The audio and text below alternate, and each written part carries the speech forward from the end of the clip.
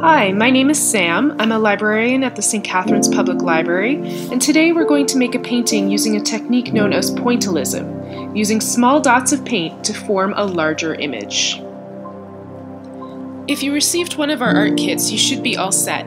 If you're using your own items from home, you can grab something to paint on, like a piece of Bristol board or cardboard, and something to make dots. We're using Q-tips, but you could also use the flat end of a pencil.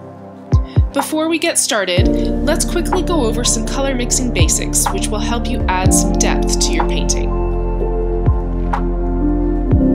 Primary colors mixed together will make secondary colors. Red and yellow make orange, blue and red make purple, and yellow and blue make green. But you can also change your colors by changing how much of the primary color you mix in. So, if you want a brighter, more of a lime green, you can add more yellow.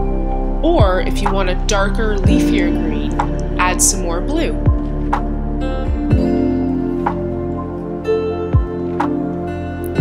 Complementary colors are those that are opposite each other on the color wheel, and mixing these colors together will get you some different shades of brown. This can come in handy when you're painting trees or adding shadows. Let's get started. You can use the templates in the kit, find images online, or freehand draw whatever you'd like. I'm using a template for my central pumpkin, but drawing in some extra pumpkins to add some depth.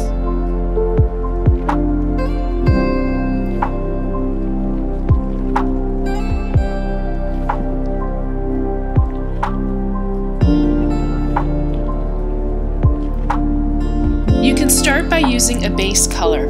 I'm using orange, of course, for my pumpkin. Don't worry if it looks weird to begin with. There's a lot of white space showing through at first. That will get covered up later on.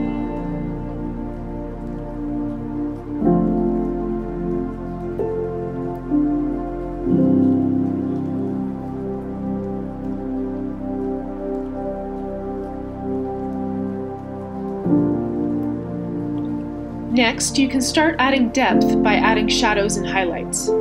I'm mixing some brown in with my orange to make a darker shade, and adding it to areas of my pumpkin where shadows may actually appear, like up around the stem and following the ridge lines.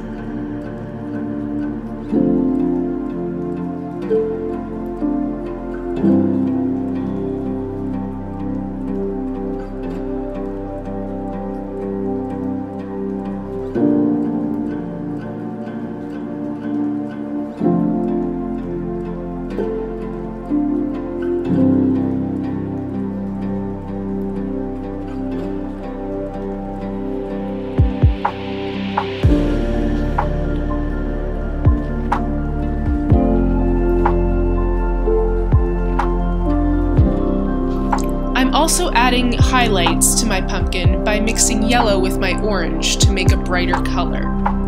Then I'm placing the dots in and around the original orange in order to fill in that white space.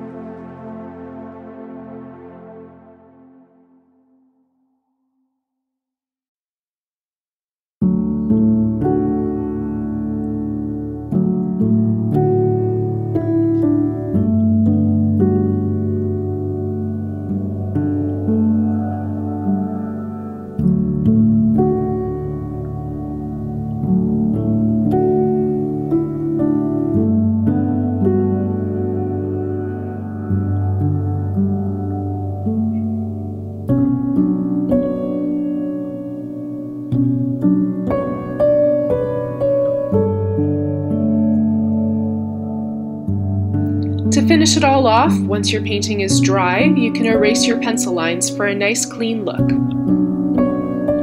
Try painting other images using the other templates that was provided in the kit, and practice mixing colors.